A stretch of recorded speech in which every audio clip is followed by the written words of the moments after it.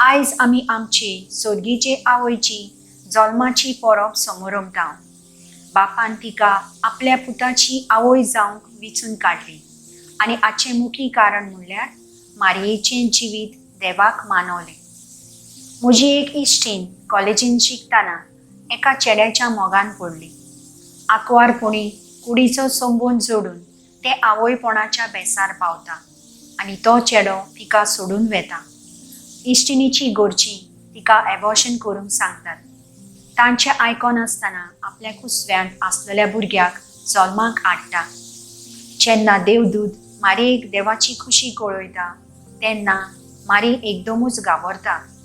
पूण उपरांत मारिया देवाची खोशी मानून घेता आनी जेजूक जल्माक हाडटा। आयज कितल्योश्योच आवयो लग्नाचो साक्रामेंट जोडूनय आपल्या कुशव्यांत आसलेल्या भुरग्याक नाटाक करतात। देवाची खोशी मानून घेवचे बदलेक एबॉर्शना वरवीं एक सुपुल्लो जीव मारून उडयतात।